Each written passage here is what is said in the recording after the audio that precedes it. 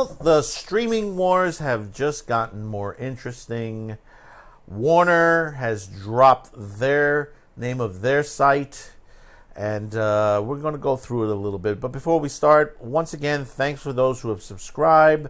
Remember the four words: subscribe, like, support, share.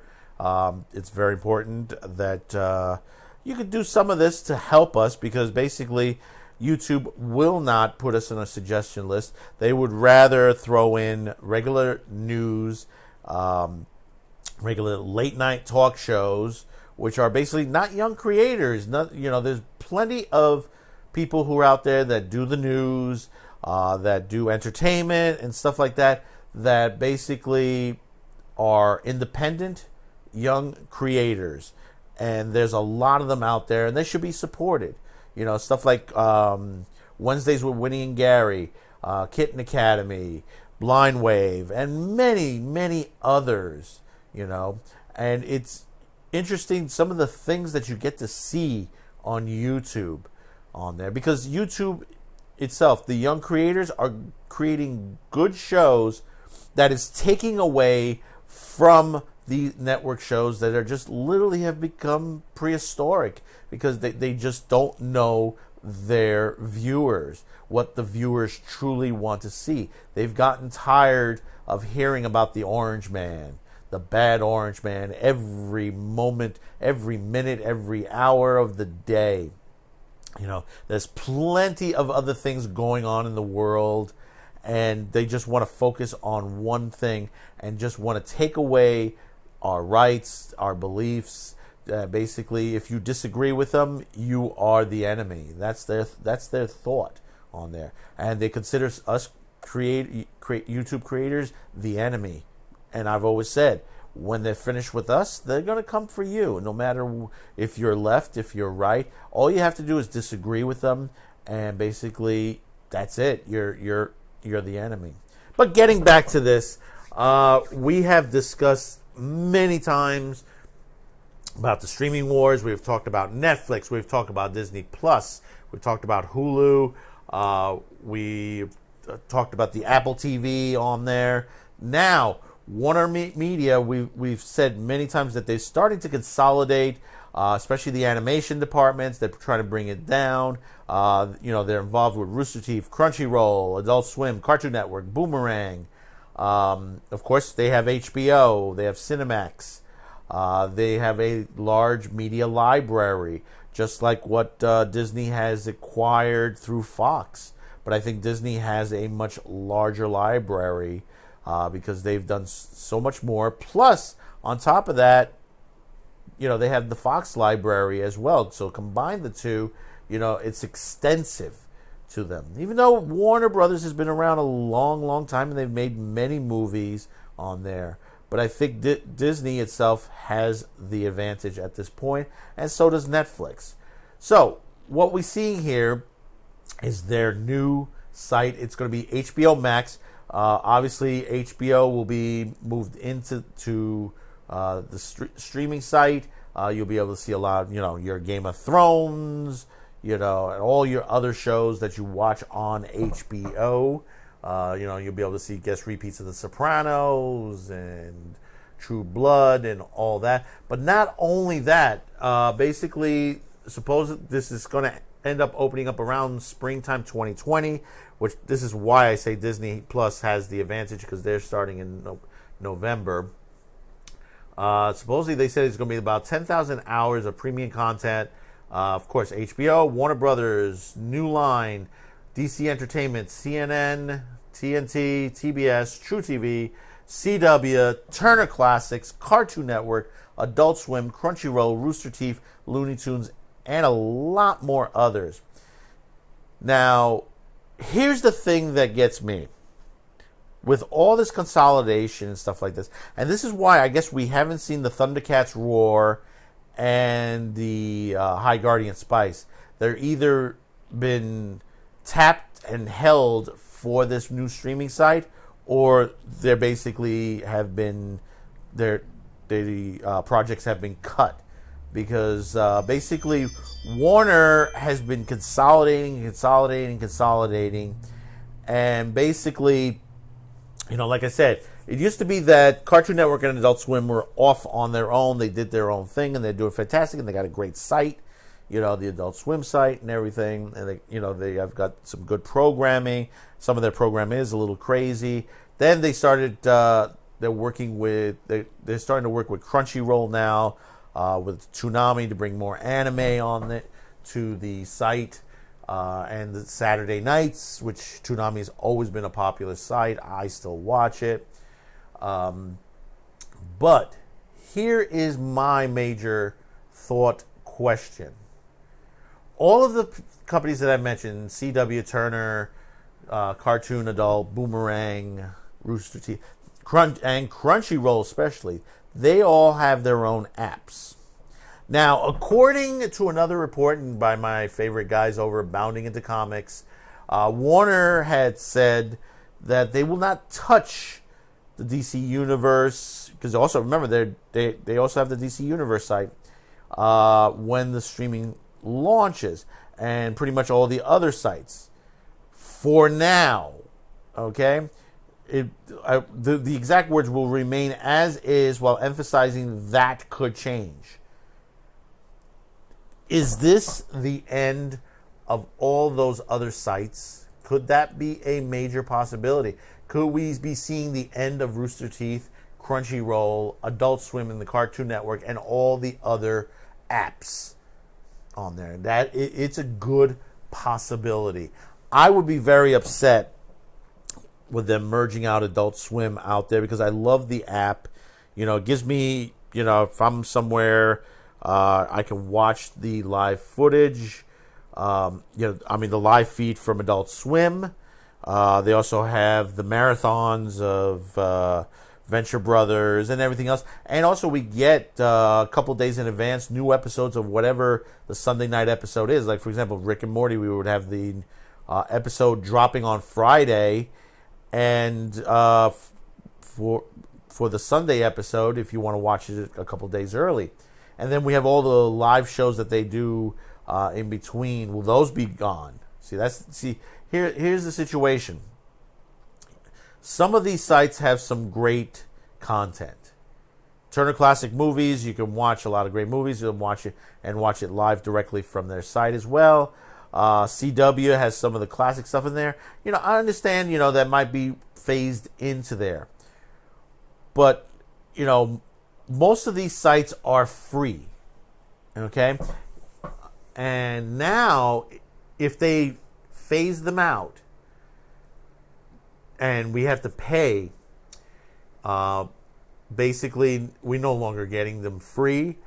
Now we got to pay a subscription. And the thing about it is, the other thing is, they said there won't be any changes to HBO Go or HBO Now. But that's also the same situation, because basically, if they're trying to save money, why would they put the same content that they have on their streaming site where they make money, and then they have sites like, Adult Swim, Cartoon Network, where they have it free, and then they have two other subscription sites. One that's if you have cable, the other one if you want to buy it separately, a la carte. Why would you do that and keep all these guys going? So that's a lot of major questions. Now, as far as HBO Go or HBO Now, they'll probably merge that in, just like what Disney is doing with Hulu, as far as the a la carte pricing. It's probably going to be all together as one on there, that you'll be able to get HBO Max, HBO Go, or Now within one price variable. And that's the possibility they're going to do that. The other half is that you had all this free content, and even on Crunchyroll you had free content. Does this mean that it's no longer going to be free content on Crunchyroll? You won't see Crunchyroll anymore. That all that will be merged into one site. Well, it's hard to say right now, and like I said, Warner Brothers is saying no right now, but it could change. It could really change. I mean, they do have an extensive library. They are going to make new programming, new movies and specials on there. Like I said, they're still going to continue supposedly with Titans and Doom Patrol. They have already canceled Swamp Thing. Young Justice, I'm not certain if they're going to go for a season 4. I mean, it's doing very well. I still have to catch up because they've already started the second half. I haven't even started the second half of this season yet. But it is interesting that this is happening now. But is it going to affect Netflix and Disney? I'll tell you honestly, it's going to be a battle. But I think Disney's going to end up on top and Netflix right below it. For the reason is that the way they're setting up things, Disney has the biggest advantage because of how they're going to be promoting their library. And also, they're going to have 2 sites that you could pay under one. If you want to stay in the family sense, you stay with the Disney Plus. If you want more adult content, including anime, there's going to be animation, anime, Star Wars stuff on there, Marvel stuff. You'll be able to get that on the Hulu channel, and Hulu has a library as well because they have a lot of great shows from overseas and stuff like that. And then Netflix, they bought their own studios, and they're working with 5 anime studios.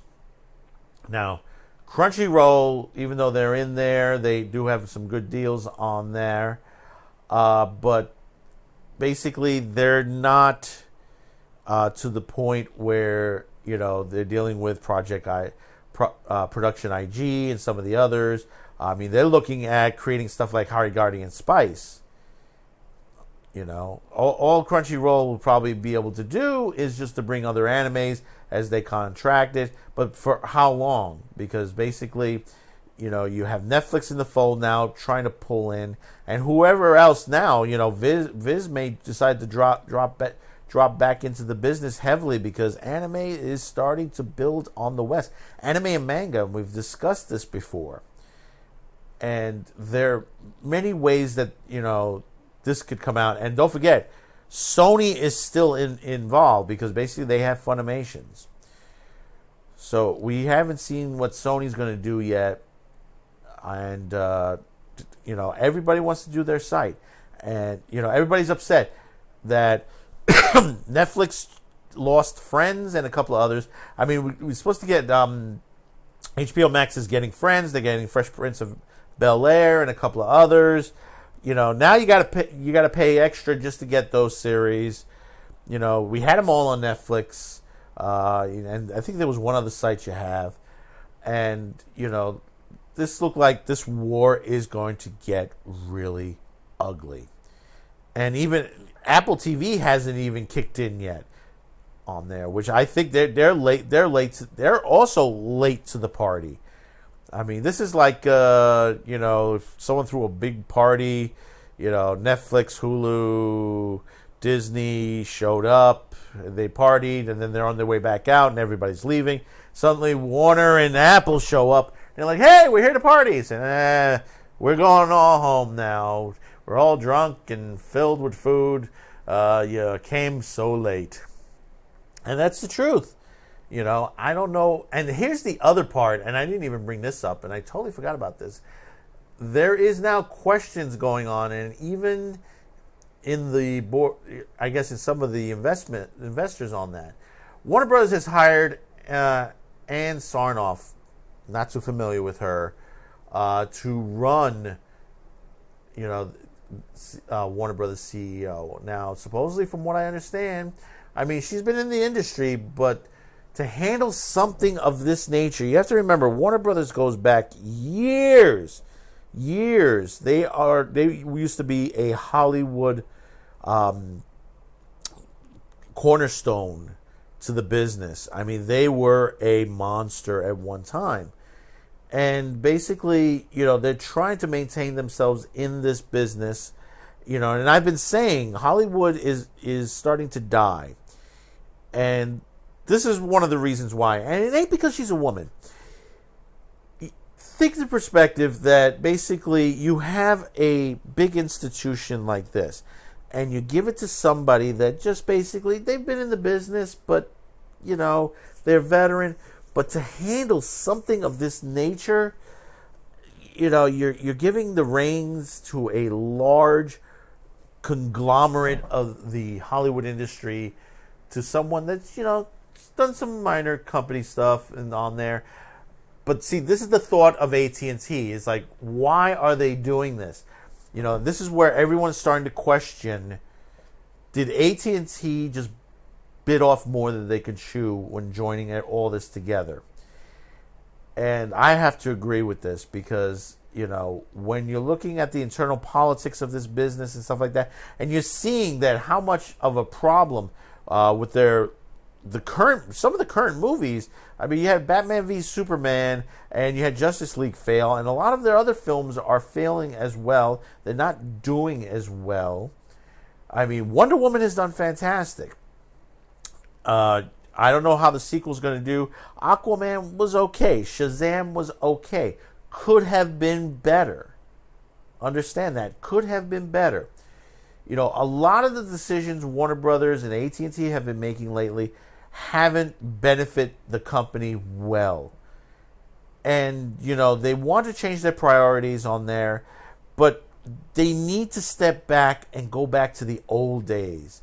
The way, we had, if you look at the old age of the MGM days, the old Warner Brothers days, those companies, they made some fantastic movies. You go back to the movie history and you look at it to perspective that they don't storytell anymore. They don't create movies that tell stories. They used to have some great writers, that sit there, gave scripts day in and day out. There's always was something going on the lot, on these lots. You've gotten some great movies: Spartacus, Ben-Hur, Third Man. So many movies from so many different companies back then. Hollywood was such a great time. And then, of course, we had our dark days during the when they thought everybody was, a communist at the time. During that period where a lot of people got blacklisted. And then, of course, all the other scandals and stuff like that happened. And then something clicked away when we got beyond the 80s. That I think we were starting to do good with the 80s. And then somewhere after that, everything started to fail. And I think it's a lot to do with politics. And you see, a lot of these actors that they've just gone to the point where they just become activists. In these movies, and these movies have become very like activists-wise, and they're not telling stories. They're just trying to throw propaganda. Some of these movies are trying to throw propaganda at people. Then of course the words they're saying, "Oh, our cast is diverse" and all that. When I go see a movie, because a particular actor may be in it, and it's a good story. I just saw. We've talked about this Alita Battle Angel. I just saw it the other night.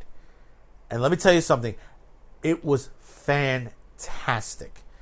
It was well done. I applaud Robert Rodriguez. I applaud James Cameron.